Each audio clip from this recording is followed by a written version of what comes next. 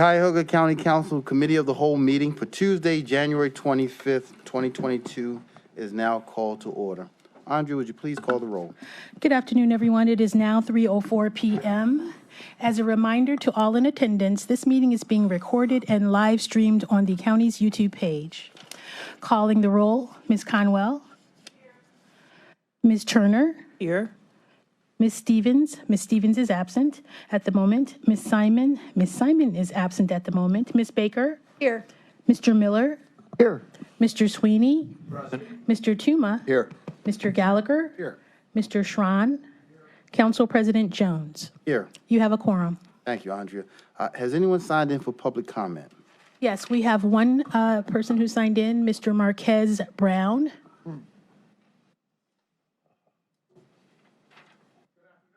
Afternoon. My name is Marquez Brown. I'm the regional director of AFSCME Ohio Council 8. AFSCME represents the largest bargaining unit here with the county with Local 1746, as well as Local 27 and the Office of Child Support, which is also within the Department of HHS, and that is why I'm here today. I'm sorry. Thank you.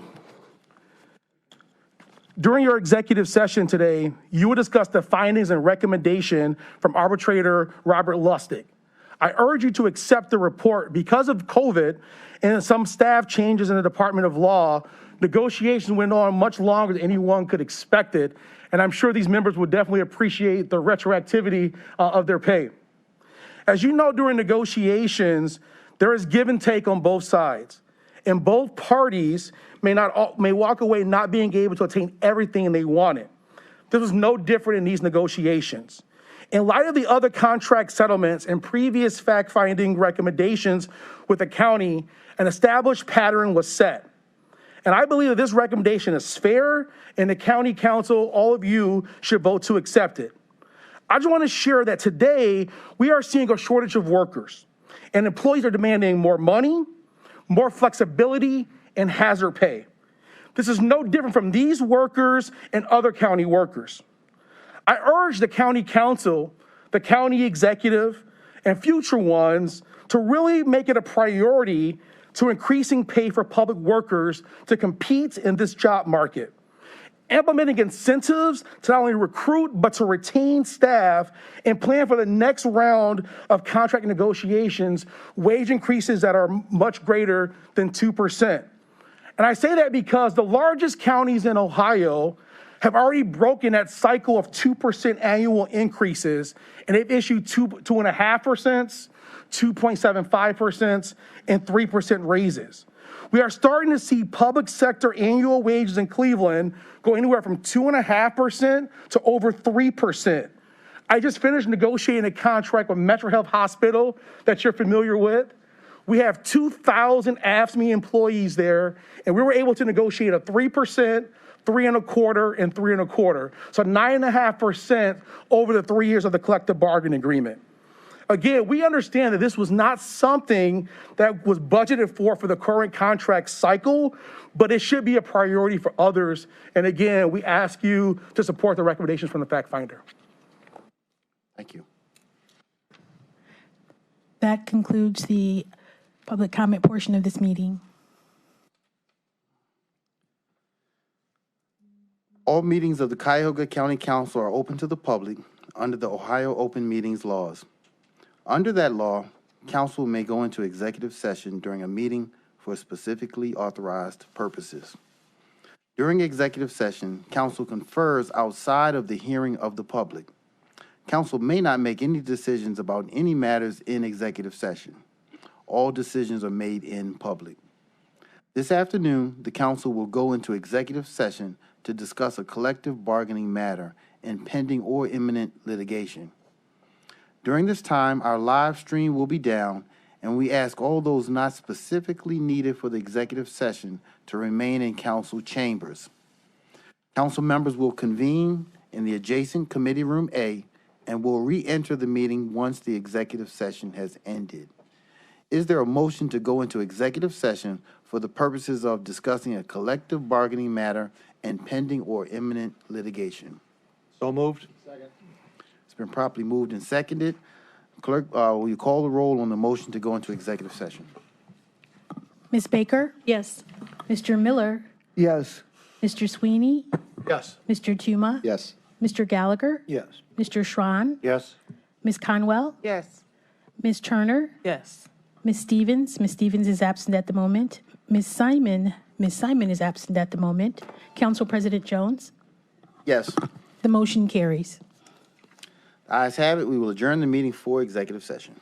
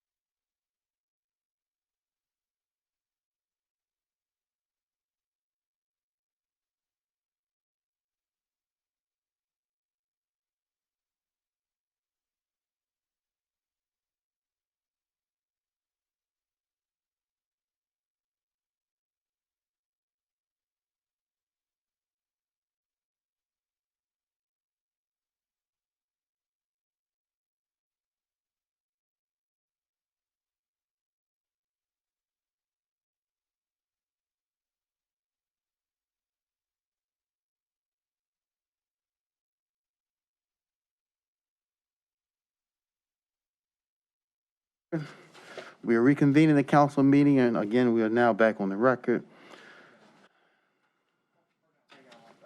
Oh, all right.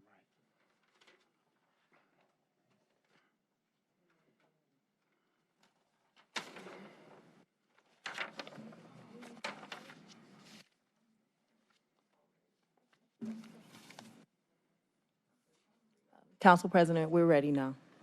Thank you. We are reconvening the council meeting, and we are now back on the record.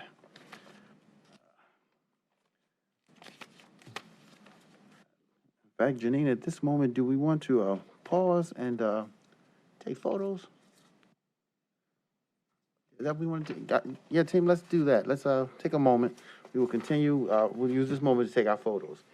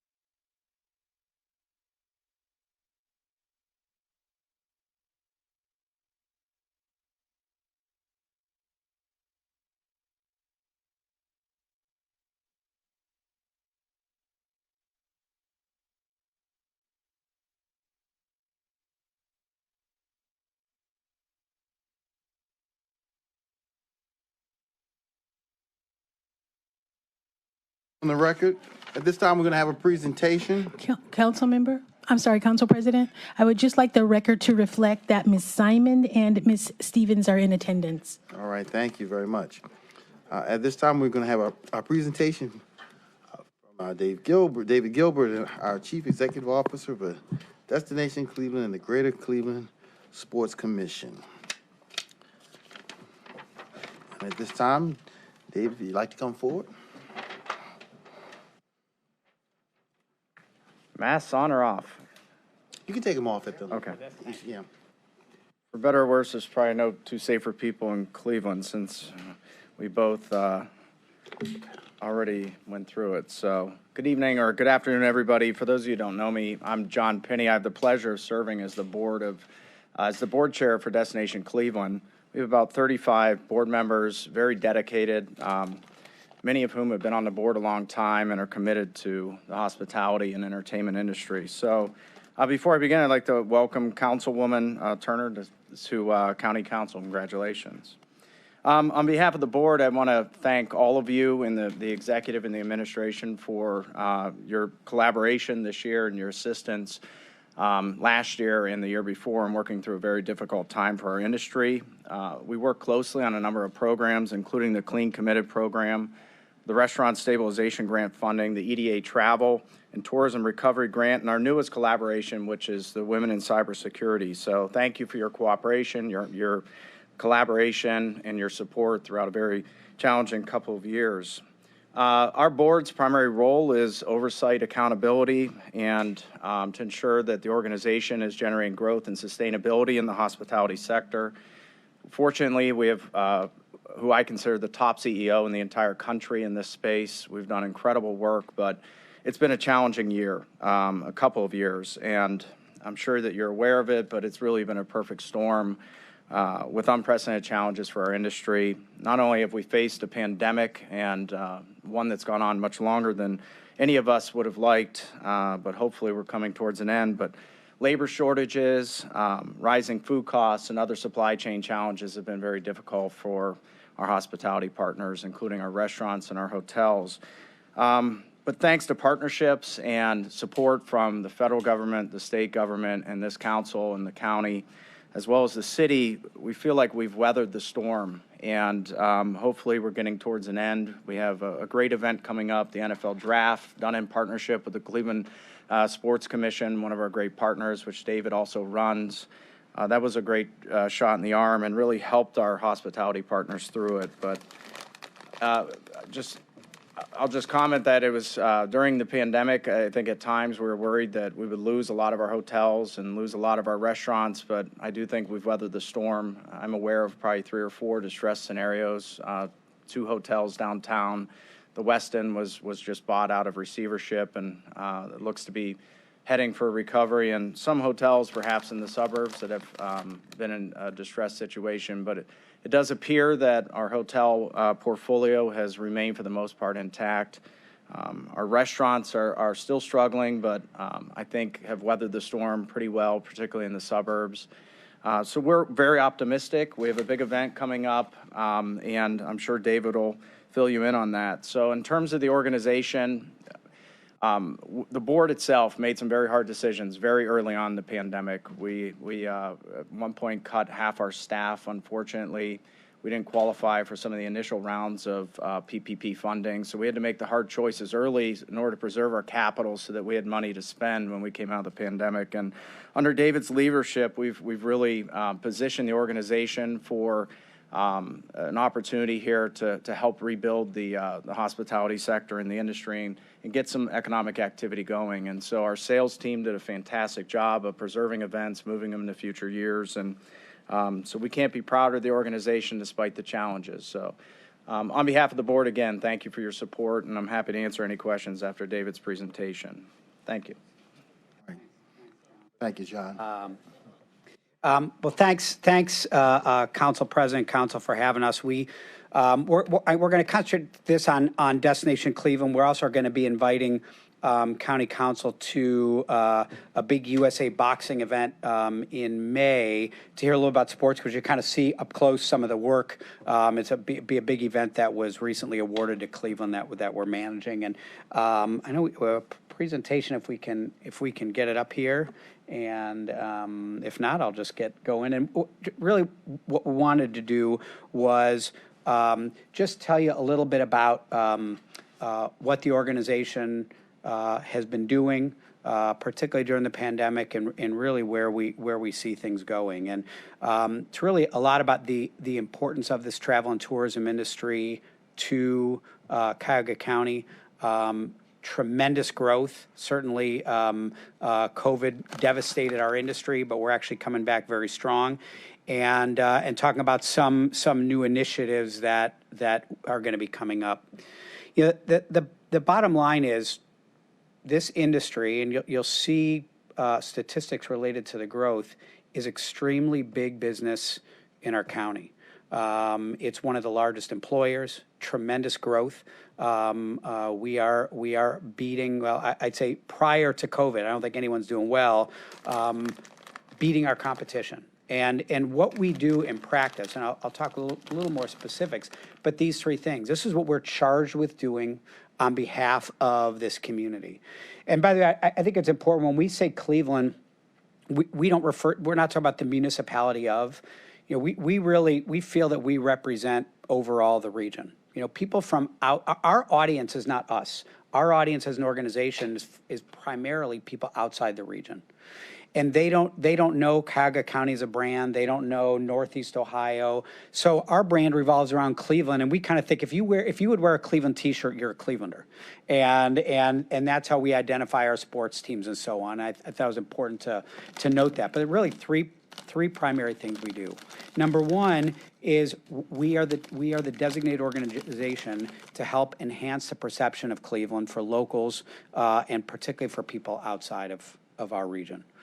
Second, and probably most important, is we attract people here. At the end of the day, it's about dollars, and those dollars come because people travel here. Millions of people travel here, and they spend billions of dollars, and that translates into enormous amounts of taxes, jobs, and spending throughout the community. And we've also taken up the mantle because research showed it needed to be done, trying to enhance experiences.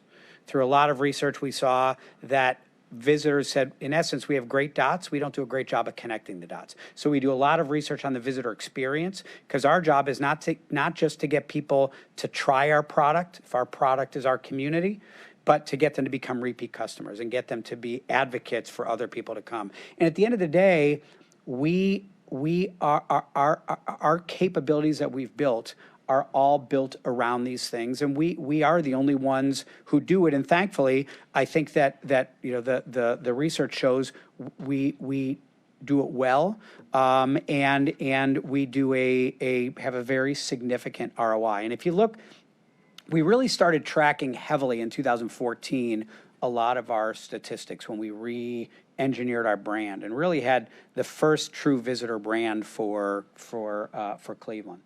And the numbers here, I'm not going to go through all of them, but these numbers are derived from, we have staff who do nothing but significant marketing outside of the region.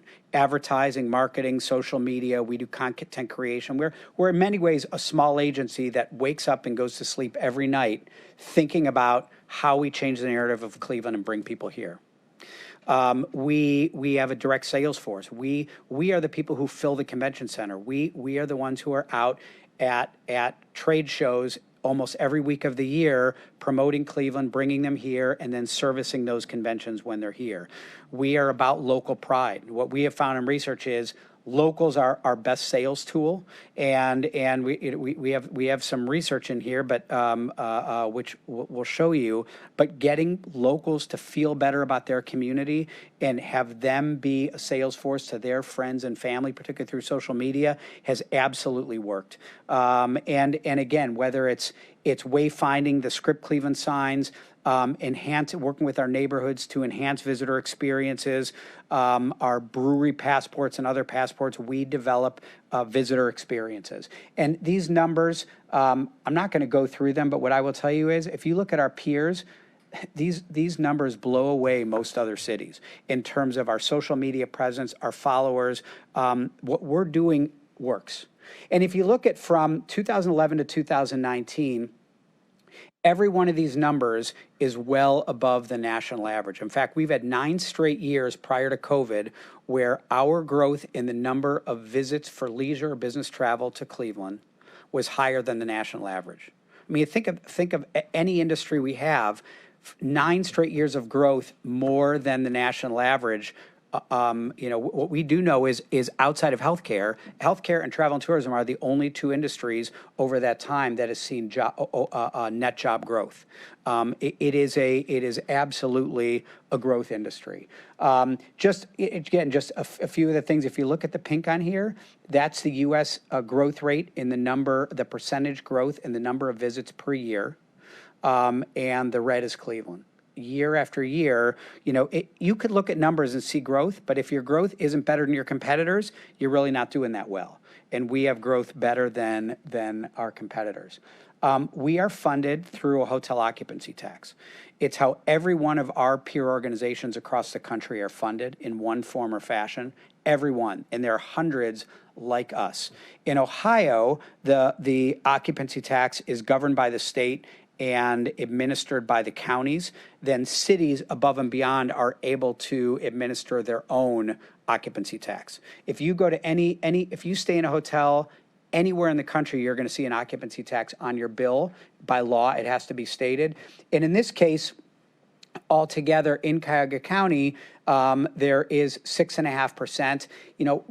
Not quite half ultimately ends up with Destination Cleveland, and the rest goes in a lot of other places to the county, the convention center, Rock and Roll Hall of Fame, and our funding is about middle of the pack.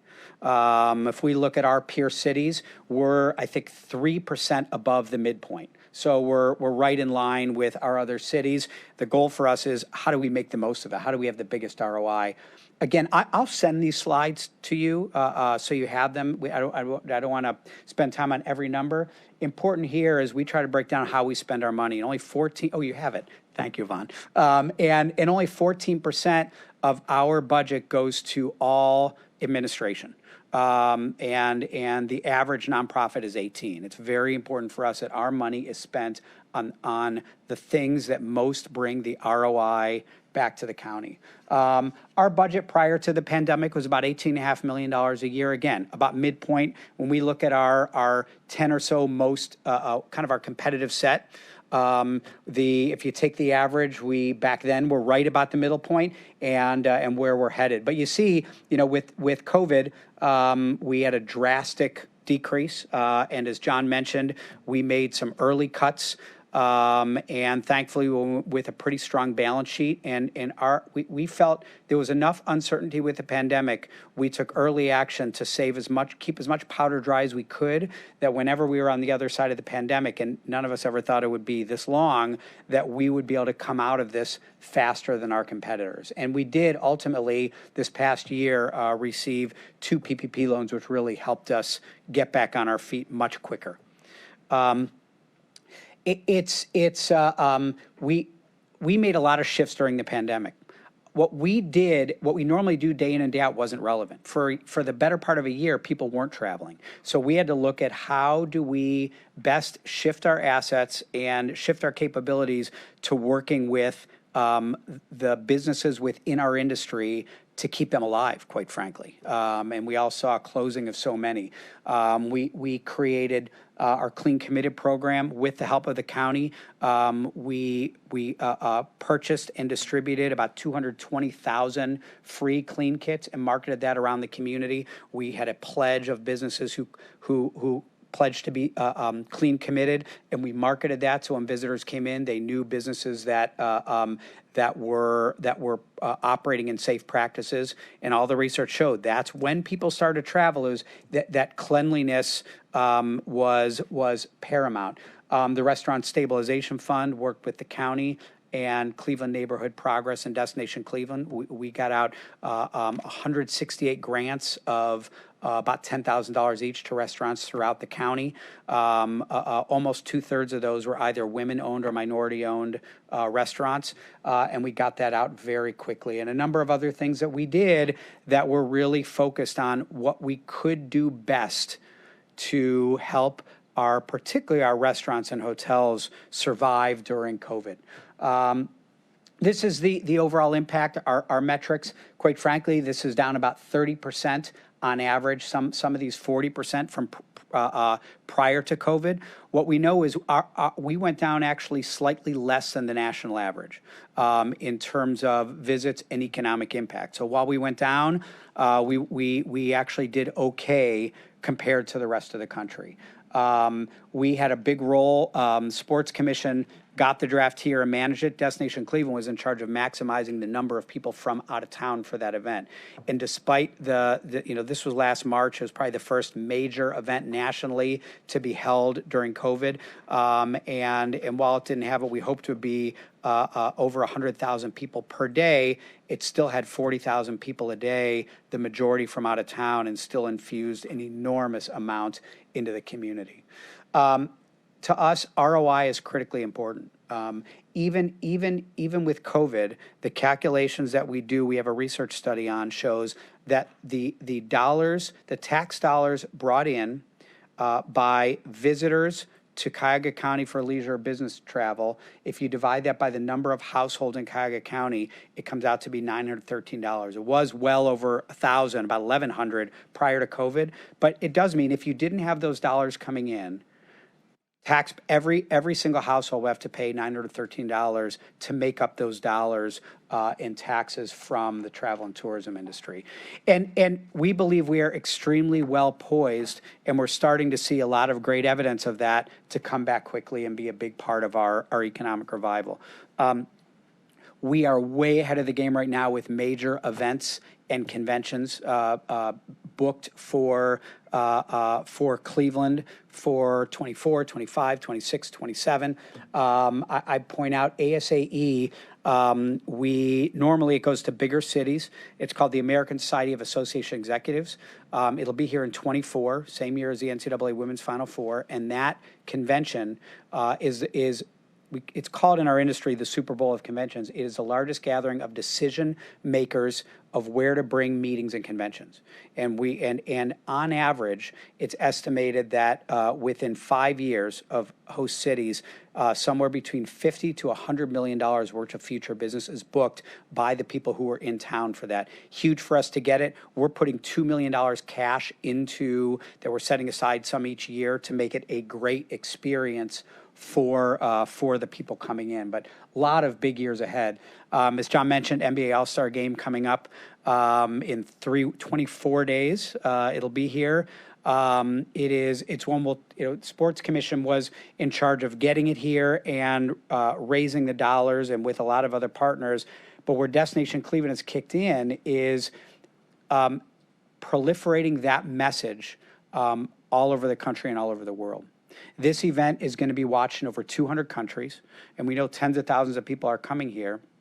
It is sort of the Super Bowl for the NBA, and our job as Destination Cleveland is to maximize the impact of that event coming into town. And despite COVID, it's been a lot of wrenches thrown at us that we didn't expect. It's going to be going on certainly as planned, and things are looking absolutely great. I will say, particularly during COVID, during a lot of 20 and 21, we worked with a major board committee and spent about 9 months developing a very comprehensive roadmap related to DE&I. And the idea was, and still is, how do we look through a lens of DE&I at everything that we do? And from our marketing to our meetings and conventions and everything we do to best reflect who we are as a community. And quite frankly, we've already seen a lot of really good benefit from that. And it's something that we regularly review, and to us it is a journey and not a destination. We have been asked to get very involved in workforce issues related to travel and tourism. We're not a workforce organization. We're not experts at it, but we are a sort of a gatherer of this industry. So we're working with the county, with Fund for Economic Future, with Deaconess Foundation, really as a conduit to the travel and tourism industry to look at the systemic issues on hospitality workforce, not unique to Cleveland, but there's been really a whole shift with this great resignation that has made, how many of us have gone into restaurants and see empty tables, even though there's a line out the door because they just can't get enough servers. Same with hotels and others. So we're very excited about being asked to be a part of that. A few other things I'll talk about is we call harnessing the power of the visitor. What we know is, and this is critical, Cleveland has suffered for decades from a perception issue, not surprising to any of us. Those of us who are here that live here, we know that there's little reason for it. This is an unbelievable community. Big city problems like every city, but it's an unbelievable community, and we're passionate about it. The outside world doesn't always see it that way. And it creates so many barriers to us to growth. And what we know is that from 2014 until 2020, during that time, one good example, millennials who were a big target for us for growth. In 2014, only 14% of millennials said they would even consider a visit to Cleveland. That now is up to 36%.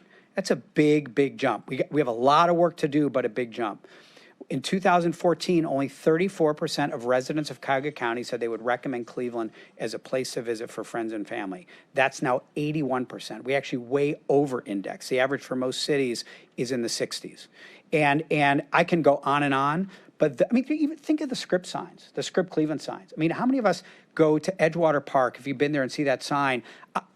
I go there all the time. It's rare that you don't see a line of people driving up just to take their picture at that. That's the kind of thing that didn't exist 10 years ago. And so what we've talked about with this harnessing the power of the visitor is, and we've been asked to do this, and we are taking on this challenge with other organizations, how do we take that betterment of the perception of Cleveland and utilize it not just to get more people to visit here, but how do we also translate that into more people moving here, more people investing here, building our workforce? Because we've done a lot of research now that shows very definitively we way under index as a community of people who will consider living and working in Cleveland. We all think, well, that's crap, excuse my language. But we also know when people come here, the number one way to change people's perception of Cleveland is to get them here. So think about, we went from 14 million visits a year to 20. There's 6 million new visits a year. That's 6 million new opportunities for people to think differently about the community, and research shows be far more open to the message of living here. What we also know is that's not specifically our role, but now we're developing partnerships with Greater Cleveland Partnership, Team NEO, Cleveland Neighborhood Progress, a whole host of other organizations, starting to look at how do we develop the right ecosystem around getting people to live and work here. What we know is what our role is. We know how to get people to change their perception of Cleveland. It's not just marketing, it's the use of the brand and how do we capture the data on the people who are visiting here to then get them that message of living and working here. And now developing, you'll see a lot more over the next, over this year, 22, working with these other organizations where we can do our part, they can do their parts, and quite frankly, none of them work well unless they're all done together. This, for us, collaboration is critical.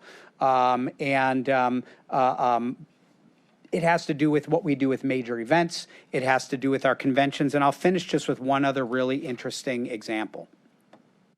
We help to attract hundreds of conventions a year.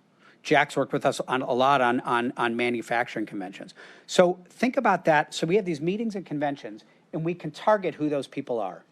So if we are interested in getting more people here to look at working that want to take jobs here in manufacturing, let's get more, not only get more manufacturing conventions here, what do we do with them when they're here? How do we show those people what it's like to live and work in Cleveland. So here's what we're doing. This is a pilot for us. We're going to turn it into an entire program. We attracted a convention here called WISIS, Women in Cybersecurity. About 2 years ago, we got them to say yes to Cleveland. One of the things they do, they bring in about 900 students, all women, majoring in cybersecurity, and part of what they do is they have a job fair. And the job fair is Facebook comes in and Intel comes in and people from all over the country. Not, they're not really looking at Cleveland. So our pilots, we got together with a number of organizations in the workforce space and in tech. And we secured from WISIS a whole Cleveland area. We have 8 or 9 Cleveland companies who paid. They weren't even going to be there. We went out to them and said, look, this is an amazing opportunity. If you're MCPC or a lot of other companies, you're looking to hire people. They're right at our doorstep. We are creating a whole Cleveland area in the middle of it to sell them on Cleveland. And we're going to have metrics on how many people. We're holding a whole Cleveland reception for them. And we're going to have metrics. How many of those companies were able to hire people based on who that's an audience we really wanted here. So now think about, it's not just about going out and trying to get meetings and conventions to come here because we fill up hotel rooms and they spend money. We'll keep doing that. But this is something that we don't think any other city in this country are doing. How do we target meetings and conventions of any size based on who we want to be here? Because we want to target particular industries, particular growth, getting more people in a particular area to live here. So how do we do an over-index? And I'm just going to give one other example, the lead crisis. So this is something that came up. Cleveland, perception-wise, has been seen as, bad for reputation because we have a very difficult lead problem, leading to a lot of issues. Well, there's also, on the flip side, look at what the Cleveland Clinic just given $50 million. And, there are some very innovative things taking place here to fix that. So we thought, okay, this is something we're just starting to look at. Let's look at, are the meetings, conventions, media, other people that we want to attract here that we want to see? And just think of, if we're trying to get some group here that some think tank about that looks at issues like that. What if we said to them, we're going to make sure our mayor and the CEO of Cleveland Clinic will talk to you about what they're doing as a partnership. How do we do things a little bit out of the box, more than a great convention center, hotels, and other things, to convince you to come here that other people aren't going to do? And while you're here, we're going to show you the real story because they're going to be influencers in their area. It's just, for us, a whole different way of thinking of here's the capabilities we're really good at, and we're going to continue to grow the number of people who are here. But how do we work with different partners around the community, certainly including the county? We've been doing a lot with county ED of using that platform to help advance other important economic issues. So just kind of a little preview into some of the things that we're thinking about in the future. So that's all. So sorry, I don't know if I went a little long, but I just, I don't know if you have any questions on any of the stuff that we're working on or have been, will be. Let me take a moment. We do have a few minutes, but if there are questions, let's just start with Councilwoman Simon. Thank you so much for the presentation. Just a quick question about millennials, change of perception. What specifically, because you said there was an increase, I think 14% to the 36. Do you have any specifics of what would cause that increase? Councilman, I hope I say this right way. It's really good marketing. We have a brand that we has really worked to truly capture who Cleveland is. And we have really concentrated, and the reason we've concentrated on that group, when we did all the research, was the most open to visiting Cleveland. So you want to fish where the fish are. The dollars they spend doesn't mean any age group isn't important, but if you're gonna show if you're gonna have you want to have the best chance for success, and they're the most open to visiting, and we've worked really hard at it. So hopefully it continues to grow. Councilman Miller.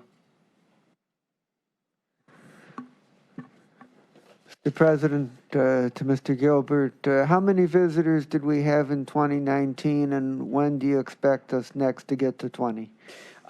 Thanks, Councilman. Great question. We usually lag. I have to look in here. Our number in 19 was our goal was 20 million visits by 2020.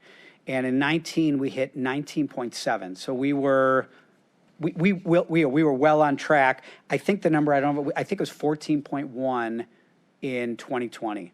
We expect 2021, we usually get all the research about halfway into the next year. So probably July or so of this year, we'll have the 21 numbers. They will certainly be better. The research coming out of COVID showed a full recovery nationally in 24, people nationally matching numbers from 19. We think the way we're going, we'll hit that a full year ahead of time, probably by 23, getting back to 19 numbers. Councilman Schron? Yes, thank you, Mr. President. On your cybersecurity women's event that's coming here, I know you were targeting IT companies, but I can guarantee you that need is in every single company. And so I would suggest you reach out to the sector partnership, because the manufacturers, it's a conversation, every single one of them. The medical community has got a huge cyber attacks going on in the medical community for their records. So I would encourage you to bring both sides of that tent into that Cleveland space, not just the IT companies. I appreciate what I will say is that's exactly who we've been working with. So there are companies beyond just tech companies, but that's the beauty of the partnership. We don't know those companies, but the sector partnerships is who we've been at the table with, particularly Wright, and that's IT representatives from companies across Northeast Ohio, not just tech companies, but any that has any kind of significant IT presence. They've been our voice to those companies for us.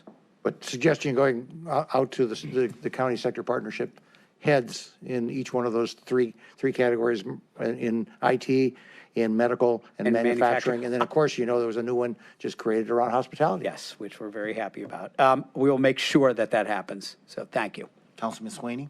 Thank you, Mr. President. Mr. CEO times two, I just want to, your return on investment is unmatched. You do a wonderful job, but the thing that blew my mind today was the Restaurant Stabilization Fund, how you got involved with that, and the results is that the cavalry came when it was necessary. So you should be commended for that, and I don't know how it happened, but for you to be able to do that is just incredible. Well, thanks, Councilman. And again, it was county's dollars through ARPA. I think it was great. What's that? But you did it. Yeah, it felt very good to partner. And I feel like the spirit of cooperation partnership in this community is only elevating. And that's the kind of stuff we could do when more of it happens. So thank you for recognizing that. Councilwoman Stevens? Just briefly, which is not unusual. Mr. Schron and I were thinking similarly. But you know that I have this regional perspective.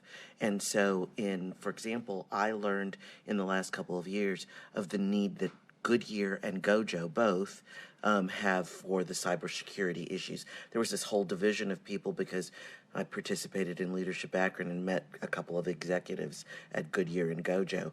And one of the conversations we had was about the security, because even small agencies like the nonprofit I do day job in, we've had to protect ourselves for cybersecurity issues. So reaching outside of greater Cleveland and including our neighbors in Akron, Youngstown, and Canton might be important, especially those bigger businesses. Thank you. I will make sure, I promise you, I will find out in the next day if, through our partners, if they have reached down really throughout Northeast Ohio. Team NEO was involved, so I'm hoping the answer is yes, but I will make sure. And good thing is it's not too late, so that's good. Thank you. So thank you. Mr. President, if I could just add one thing. I just wanted to say thank you to David and to John and Destination Cleveland. As David's spoken about several times, the partnership has been fabulous. Whether it was during the pandemic at its height with the CARES money and the restaurant stabilization and the Clean Committed, we have worked very closely. And in terms of, you all know Destination Cleveland is bringing tourists through, but they've worked with us to bring people to Cleveland and to bring businesses to Cleveland. The sky's the limit. You guys have been great, so thank you very much. Thank you very much, Armin. I appreciate that very much. Thank you. Thank you, Dave. Appreciate Thanks, it. Bruno. Thank you all. All right. At this time, is there any miscellaneous business? If not, if nothing else holds our attention, our meeting is adjourned. We're going to take a 5-minute recess to key up our video, and then we will begin our council meeting.